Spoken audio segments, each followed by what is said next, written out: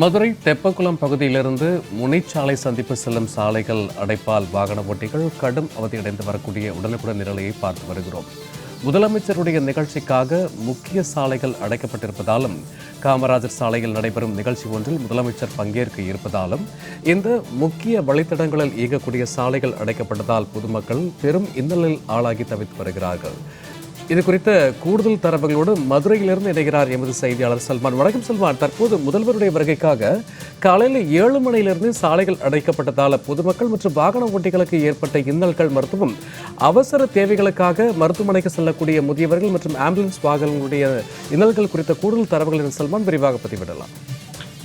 மதுரை காமராஜர் சாலை பகுதியில் நடைபெறக்கூடிய நிகழ்ச்சி ஒன்றில் பங்கேற்பதற்காக தமிழக முதலமைச்சர் மு.க.ஸ்டாலின் வருகை தருவதற்கான அந்த திட்டமிடல் ஏற்கனவே செய்யப்பட்டிருந்தன. இந்த நிலையில்தான் அந்த நிகழ்ச்சியானது 12 மணிக்கு மேலாக தொடங்க உள்ள நிலையில் காலை 7 மணி முதலாகவே மதுரை தெப்பக்குளம் பகுதியில் இருந்து முனிச்சாலை சிக்னல் வரைக்குமாக உள்ள அனைத்து பிரதான சாலைகள் முழுவதும் அடைக்கப்பட்டதோடு சந்துகள் கூட முழுவதுமாக தடுப்பு இரும்பு கம்பிகள் வைத்து அடைக்கப்பட்டு அந்த பகுதியில் பொதுமக்கள் மற்றும் வாகனங்கள் செல்வதற்கு முழுவதுமாக தடை விதிக்கப்பட்டுள்ளதால் பொதுமக்கள் மற்றும் வாகன ஓட்டிகள் வெளியில் செல்ல முடியாத அளவிற்கு கடும் சிரமத்தோடு வெளியே செல்லக்கூடிய ஒரு சூழல் ஏற்பட்டிருக்கிறது.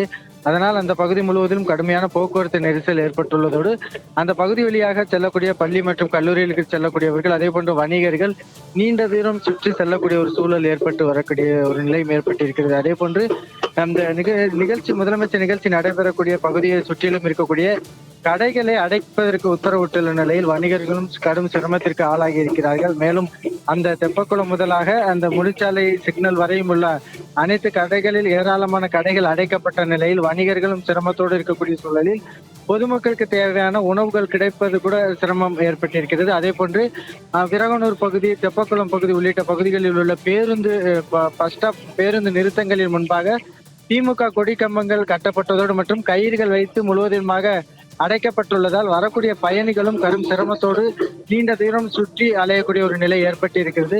முதலமைச்சர் நிகழ்ச்சிக்காக காலை 7 மணி முதலாகவே அந்த சாலைகள் முழுவதுமாக அடைக்கப்பட்டு பொதுமக்கள் போக்குவரத்திற்கு கூட பயன்படுத்தப்பட முடியாத அளவிற்கான ஒரு நிலை ஏற்படுத்தப்பட்டுள்ளதால் பொதுமக்கள் கடும் சிரமத்தை சந்தித்து வரக்கூடிய ஒரு நிலைதான் காணப்படுகிறது. சுஜா,